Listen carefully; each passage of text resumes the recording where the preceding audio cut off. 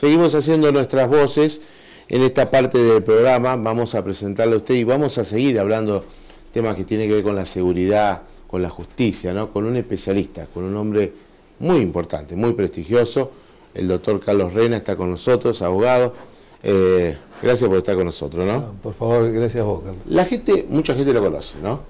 Pero para el público en general, que afortunadamente llegamos a los distintos hogares y al público en general, Maxi, contanos un poquito a la gente quién es el doctor Rena. El doctor Rena ha obtenido el título de doctor en Ciencias Penales en la Universidad John Kennedy, es máster en Ciencias Políticas, recibido en la Universidad Católica de Santa Fe, especializado en Criminología, recibido en la Universidad Nacional del Litoral, es profesor universitario, fue de la UNEL, actualmente es de la Universidad Católica de Santa Fe, fue conjuez de una causa trascendente para lo que es la sociedad nuestra, la local, de la causa conocida como Brusa. Fue director de servicio penitenciario, director de prevención y control de adicciones y ha escrito varias obras que también son conocidas incluso sobre derechos humanos. Un especialista, un hombre con mucho prestigio y trayectoria para hablar realmente sobre algo que nos aqueja, ¿no? La inseguridad. Estuvo el jefe de policía, los menores, ¿no? Doctor Rena, ¿no? Los menores, casi 200 que cometieron delitos, es que muchos de ellos son los líderes de la banda, con mayores incluidos, ¿no? Ya no hay tantos mayores como antes, ¿no? Que los impulsaban porque eran inimputables, entonces no lo ponían preso. Hoy no, ya se animan a todo. Esta es la situación. Sí, yo pienso que el problema de la minoridad, ¿no es cierto?, tal cual comentaba el comisario mayor Grau, es un problema de los más graves de la sociedad porque por las bajas edades, ¿no es cierto?, de comisión del delito, 10, 12, 13, 14 años, 15 años, 17 años. Y yo creo que hay un problema que es de tipo social. Yo logré interpretar en sus palabras que es sociología pura, dijo él. Sí.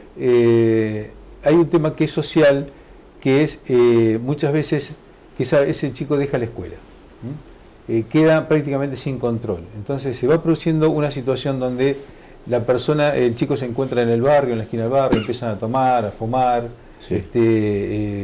Va perdiendo un poco un criterio que a uno lo guía en la vida, entonces el chico está para cualquier cosa. ¿Y cuál es el ofrecimiento que logra el más cercano? Es decir, no es alguien que por ahí le dice, mirá, vení a trabajar, yo te llevo, sino que es un arma, algún elemento como para robar, vení a hacerme de campana, teniendo 12, 13, 14 años. El chico se va habituando al delito, es muy común.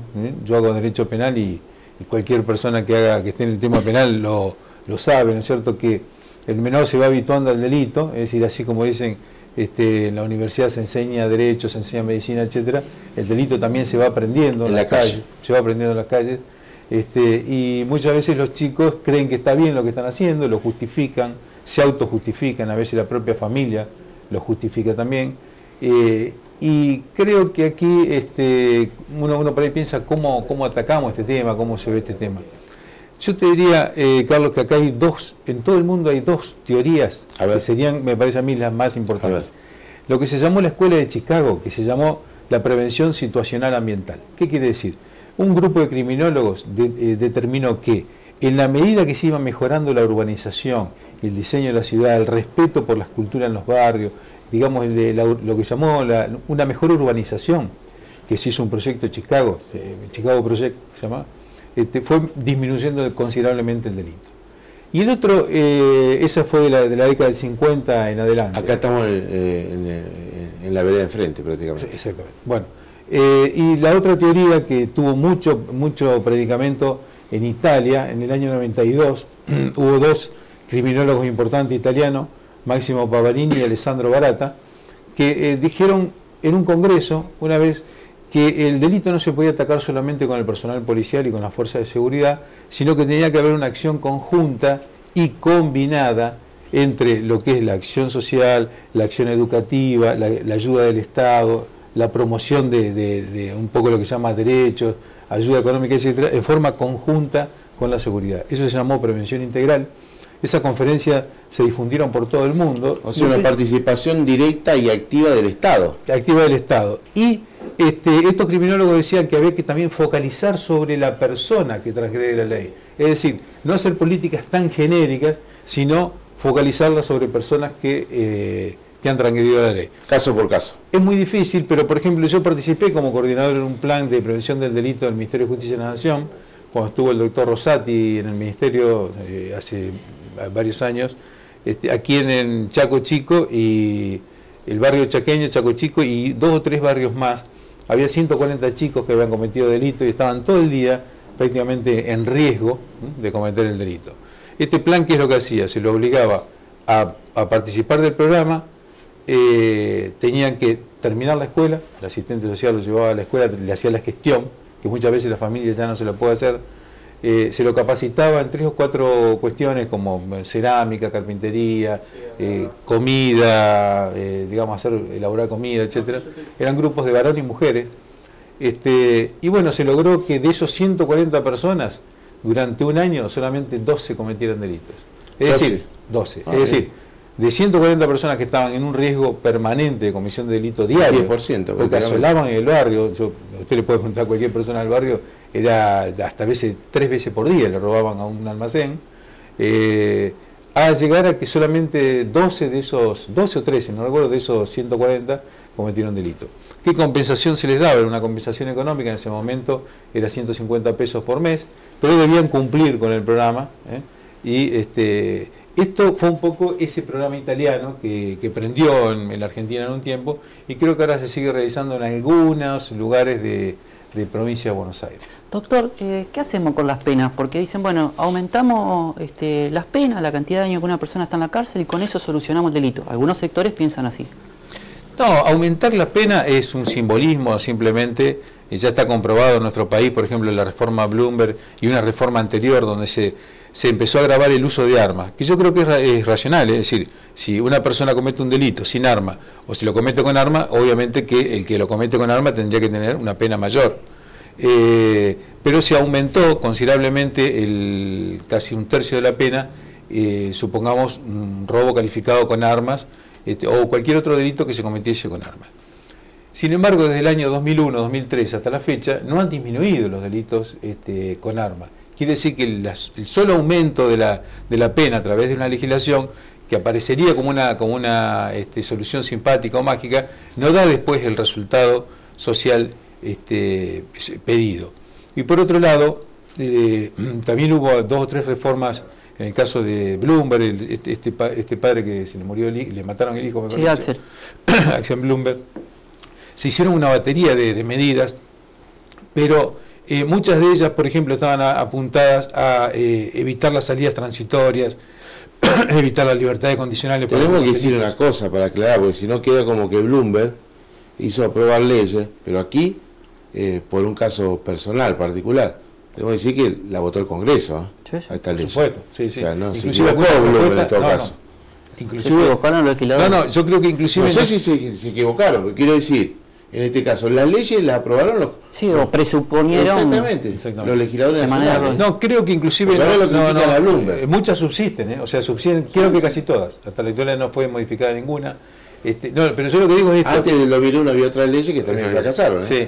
Pero creo yo que, por ejemplo, el solo aumento de la legislación no disminuye el delito, lo cual no quiere decir que no esté bien en algunos casos donde socialmente, por ejemplo, la privación ilegítima de la libertad seguido de homicidios, como en el caso de Bloomberg, antes no tenía una pena importante, y creo que ese hecho ha conmovido un poco la legislación como para que se adecue a la realidad. Como por ejemplo puede haber muchos hechos que a veces la gente dice, la persona entra por una puerta y sale por la otra, y en algunos casos tiene razón la gente, porque, por ejemplo, en el caso del hurto o el robo, la persona está detenida 3-4 días y luego sale en libertad. Ahora, los menores entran y salen y se lo da, lo charlamos en los distintos programas, ¿no? Los menores se lo dan para que los abuelos, los padres los cuiden, el tutelaje, ¿no? Pero muchos de ellos fueron los responsables de esta mala educación de los chicos para que lleguen a ser delincuentes, ¿no? Sí, lo que ocurre porque es que el Estado no invierte en obras, institutos sociales, educativos para estos chicos que se restablezcan a la sociedad. Lo mejor, mi pensamiento personal, Carlos, lo mejor que que no egresen de la escuela. O sea, para mí hay que hacer un sistema de que si el chico no puede continuar una educación formal, como digamos la secundaria, por ejemplo, que tenga un sistema alternativo para que no egrese de la escuela, porque está comprobado totalmente. Usted recorre la cárcel, pide los informes y las planillas de cada uno de los detenidos y va a ver que entre segundo y tercer año de la escuela secundaria ese chico dejó. Entonces hay un problema de base educativo, ¿no es cierto?, que habría que buscar la vuelta como para que... Por allí, para algunos funcionarios del gobierno provincial, estos problemas no existen porque no lo quieren discutir con los sectores gremiales, los distintos sindicatos, organizaciones, en las paritarias, por ejemplo, ¿no? La violencia en las escuelas. El otro día en Rosario un chico entró en su mochila con un revólver, como si nada. El chico de 10 años que va a la escuela primaria, aquí lo decía el jefe de grado, con un revólver. Sí. Me parece que hay que discutirlo seriamente desde el Estado para abajo. Usted fue director del servicio penitenciario de la provincia. Sí. En este programa transitó también Gabriel Ganón, defensor general de la provincia, si no me equivoco, y mostró su preocupación por la situación carcelaria. El detenido, bueno, va preso por una pena. ¿Cómo sale esa persona? ¿Cómo está la institución en ese sentido? Yo creo que tuve 4 años, digamos, a cargo del servicio penitenciario en varones, mujeres y menores. Inclusive los 2 pabellones de menores que están aquí en la unidad de Las Flores fueron realizados por mi gestión.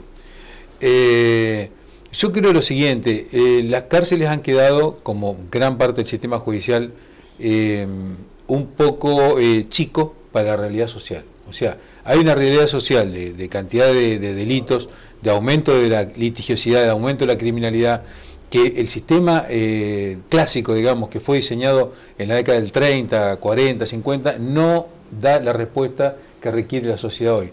Ni la persona que está cumpliendo la pena es la misma, ni la sociedad, lo que desea la sociedad hoy tampoco es la misma que tenía en esa época. ¿Qué quiero decir con esto? Primero, que se necesita mayor cantidad de unidades penales. Yo el otro día di una conferencia el año pasado en el Colegio de Abogados y consideré que la provincia necesita 6 unidades penales nuevas. 6 más. 6 unidades penales nuevas. Usted mencionó, pero es una... Es un dato eso. No, ¿sí? Le voy a decir por qué. ¿Qué capacidad más o menos? De 700 personas cada una, más o menos. Es un dato. Casi. ¿Por qué le digo esto? ¿Por qué le digo esto? Y se va a ahorrar mucha plata a la provincia. ¿Por qué le digo esto? Hoy, en cualquier comisaría de acá, y no es para hacer una crítica a ningún comisario, porque sé que muchos de ellos trabajan, y les puedo contar una anécdota que me pasó real, por el cual me puse a investigar nuevamente esto. Usted va a cualquier comisaría de las que tengamos cerca y va a ver que hay duplicada la capacidad de detenidos. Por ejemplo, una comisaría que tiene para 9, 10 personas detenidas, porque son alojamientos provisorios, ¿no es cierto? Duplicado, triplicado. Puede haber hasta 25 o 30 personas. Sí. Yo he visto ya inclusive colchones tirados en el suelo, ¿no es cierto? Durmiendo uno arriba. Hacinamiento total. Y esa situación permanece por varios días, no es solamente 1 o 2 días, ¿no es cierto? ¿Y qué pasa? Y el servicio penitenciario, tengo entendido que le dijo: no nos traigan más presos porque no tenemos lugar. Pero ya no se puede más. Entonces la tienen que guardar, no sé, van a hacer residencia para los presos. Los detenidos van a hacer una residencia, a lo mejor casa de familia, no sé. Entonces, ¿qué ocurre? Que esta situación, yo en un momento veo que había una persona, una empleada de la policía, estaba en una seccional, y se va de donde estábamos. Yo estaba charlando con el detenido, que era mi cliente, y se va, y al rato le digo, ¿por qué se había ido? Digamos, le pregunté, me dice: no, porque tengo que cocinar. ¿Cómo cocinar? Le digo, yo pensé que cocinaba, le digo, para el personal, pero yo le digo, qué raro. Me dice: no, tengo que cocinar para los detenidos. Eran las 12 del mediodía. Recién llegaba la gente que había sido trasladada a tribunales, ¿no es cierto? Y esa persona que tenía que cumplir servicios de vigilancia estaba para cocinarle. Me dice: y después viene la visita, que tenemos que permitirle que vea la visita durante toda la tarde, y después a la noche tengo que cocinar de nuevo. La guardia que esté tiene que cocinar de nuevo, donde se afectaban entre 3 o 4 personas para ese servicio. Es decir, que un porcentaje, digamos, de un 50% casi del personal que está trabajando, está afectando al cuidado y al mantenimiento del servicio. Entonces, si se logra hacer unidades penales nuevas, que hay que hacer una inversión, eso es la realidad, o sea, hay que hacer una inversión inicial, ¿no? Edilicia y de recursos humanos. Edilicia y de recursos humanos, hacer algo moderno, un poco más moderno, y entonces sí plantearnos un programa de recuperación de las personas o de reinserción social, donde vaya la capacitación laboral, que la persona se acostumbre a trabajar. Además de eso, el mientras tanto, porque mientras tanto se sigue comiendo. Hablando de mientras tanto, una opinión sucinta sobre la reforma del Código Procesal Penal de la provincia, que sabemos que usted también tuvo alguna intervención, inclusive hace bastante tiempo. Sí, la primera reforma fue en el año 92, una comisión bicameral, estaba el gobierno de Reutemann, se hizo una comisión bicameral para implementar el sistema... ¿Ahí, en el 92? En el 92. Ahí empezó todo. Ahí empezó... es un dato eso, porque de hecho el gobierno provincial actual... Después creó muy buen proyecto. Un interno, pero en la segunda gestión de Obey también. Claro, luego en el año 2005-2006... el subsecretario de Justicia, el doctor Somaglia, fue encargado por el gobernador para que se hiciese una comisión donde participen todos los estamentos de la sociedad, inclusive hasta el gremio judicial. Hasta el gremio judicial. Sí. La Corte, Colegio de Abogados, se ha consultado prácticamente todo el espectro que maneja el tema jurídico, ¿no es cierto? Se mejoró ese proyecto del año 92, se mejoró en parte, se adaptó, se implementó lo que se llama el sistema acusatorio. Es decir, que entre la acusación, entre el fiscal y la defensa, se plantea un litigio de carácter oral en un juicio que es mucho más abreviado que el sistema escrito. Eso es real. ¿Fiscal y querellante se confunden actualmente? No, el fiscal representa la acción pública, ¿no es cierto? Es el titular de la acción pública el que representa a toda la sociedad. Y si una persona tiene dinero para pagarle a un abogado, le pone como querellante de esa persona, sin perjuicio de que va a tener dos abogados, por decirlo de alguna forma, porque va a estar el fiscal que también lo representa y su querellante particular que puede ser parte en el juicio, inclusive en algún caso puede no estar de acuerdo con el fiscal y puede apelar la decisión. Doctor Rena, muchas gracias, lo vamos a seguir consultando. Bueno, cómo no. Es una fuente de consulta importante que tenemos aquí en Santa Fe. Gracias como siempre. No, muchas gracias a ustedes. Después de la parte final volvemos con temas, un salpicado de temas tema Colón, mutuales, temas educativos, ya volvemos.